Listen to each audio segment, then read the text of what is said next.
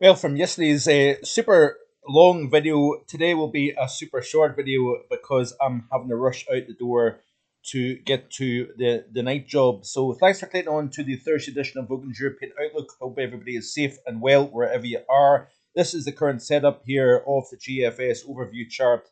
And we did see a system, a very squally, very narrow band of heavy wind-driven rain that has swept across from west northwest to south southeast over the last several hours, and you can see it is now moving into the near continent here. There's that squall line that moved through earlier across England and Wales earlier on. It was Scotland also, but this is the frontal system now moving through France and into the northwest of Iberia here. Notice the change in the overall pattern. We're now seeing that area of high pressure rather than being across southwestern Europe. It is now moving up the western side of the North Atlantic as was expected and highlighted here a few days ago. We're now in a colder northwesterly airflow, and therefore we are seeing not only a drop in the temperature, these are the current temperatures of medial seal, with the temperatures even down into mid, even low single figures across parts of southern England now. Big contrast compared to recent days where it has been day after day after day of teens. It is now a fresher air mass, but we're not going into anything particularly cold in the next wee while here, but it's cooling down back closer to average. I think that's the best way to describe it here. If we look at the view over Europe as a whole, current temperatures as of just after 5:30 in the evening, you can see the milder now across the Low Countries into Germany. We're now starting to see a little bit of a cooling behind that frontal system that is essentially here down the spine of France. Cooler in the northwest, still milder across the southeast, as you can see here, and you can see the colder air now digging in across the northern UK. And we are going to see some colder temperatures during the overnight period. We've also got snow showers rattling in on that stiff west northwest wind, and that is going to lay down some snow over higher ground. Now, you notice here that this is off the UKV model, and we do have some snow even down in the parts of southern Ireland. This is snow depth chart, by the way, and you can see parts of western Northern Ireland, Western Republic of Ireland, southwestern Scotland, northwest England, the Pennines, and then obviously up across the central and west Highlands, we have got some snow to speak about over the next few days here. But actually, things are going to settle down somewhat over the next few days.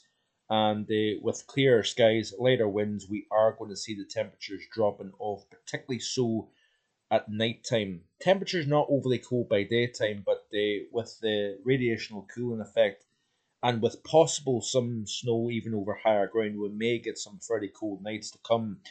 The first one being tonight. If we see a relaxation of that wind, we will see temperatures drop below zero, hovering probably slightly above the zero mark in exposure of any wind. But you can see here as we move through the latter half of tonight into tomorrow morning, we will have temperatures widely below zero, especially across northern UK. If we look at the southern UK, you can see here that we do have temperatures holding up a little bit milder than across the far north. And then as we skip through to Saturday morning, we do see the temperatures dropping further than we will see during the overnight tonight and into the Friday morning here. So each night will probably turn a little bit colder than the previous. And by the time we reach Sunday morning, it looks as if the CFSV2 is indicating a fairly cold night, actually. This is a 6Z Sunday morning. Notice here there's actually a -11 showing up now. I think that's probably a little bit overdone, to be honest with you. But nonetheless, an interesting temperature forecast. Still notice here that we are above freezing across the southern far south of the UK, south of the Bristol to London corridor. Here you can see that we've got the temperatures above the freezing mark, but then once you get North Midlands northwards, we've got the colder conditions here. Republic of Ireland also looks as if it's holding on to positive figures in the coming days. If we look at the precipitation and cloud You can see generally what's taking place here.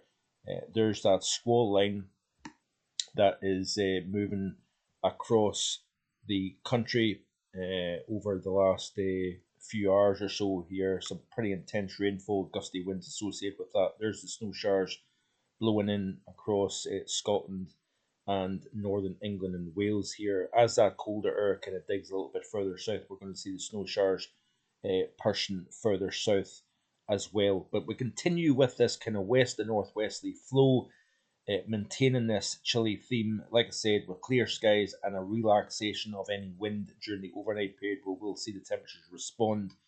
But generally speaking, it looks as if over the next 2 to 3 days we will get a bit of a break from the heavy rainfall that we've seen so prevalent over the course of February and over recent months in general. But notice here, by the time we reach 12Z on Sunday, we do have a system that is expected to cross the south of the UK and Ireland also, and that is going to bring a spell of further heavy rainfall. Further north, it is largely high and dry. So if we go back to the overview chart of the GFS, because I am running quite behind time, unfortunately, we'll see here that as we play through the loop here, we do have that area of high pressure becoming a little bit squashed once again.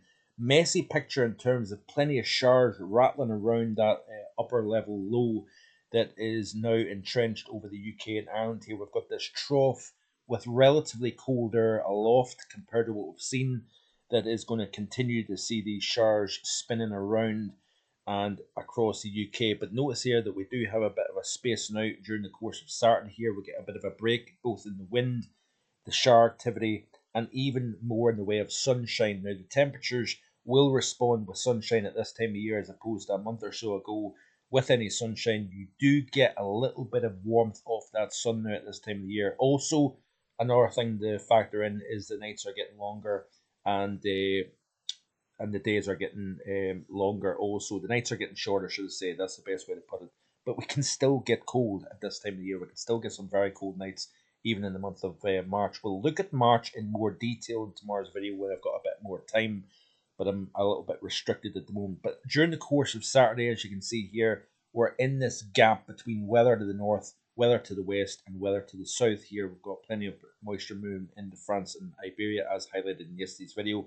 If you haven't already done so, by the way, check out yesterday's video explaining in detail. It's a 29-minute video, a little bit long, but I go into quite a bit of detail with regards to why I think the weather pattern has changed on its head during the month of January in particular. All about the SOI and the response from ocean to atmosphere with regards to the El Nino situation. But this is an interesting one, by the way. There's that system crossing the southern UK and Ireland here by the time we reach Sunday. Notice here off the GFS, it's got fairly tight isobars, so this could be a pretty windy and wet affair across as far south. We've also got higher pressure further north, but notice where the winds are coming from. They're actually coming from the north. It will be interesting to see if this has any sort of merit to it, because if we look at the 850s, you can see here that we've actually got some pretty cold air coming in from the north. So do we have a sniff of an opportunity at something that bit colder as we move towards the back end of this weekend and into early next week? That is going to be the question here. If we go back to the overview chart, you can see that that area of high pressure is kind of toppling its way from the central Atlantic into the northern UK area of low pressure underneath that, as you can see here. And then eventually what happens is we will start to open the door to the Atlantic once again. But it looks as if the GFS is trying to see higher pressure try to kind of calm the pattern down for the UK, Ireland, and Western Europe. And then as we move towards the very end of the loop, this is a way out, this is into early March. But nonetheless, that's quite an interesting outlook in terms of colder potential, a little bit of a high pressure building over Scandinavia. So lots of things to consider, lots of things to look at here. So keep it right here on Marv Hogan Weather on YouTube. I greatly appreciate your support. Like, share, and hit that subscribe button if you haven't already done so. I'll be back again with more details. We'll look at March in tomorrow's video, hopefully, so stay tuned for that. Enjoy the rest of your Thursday evening. Bye for now.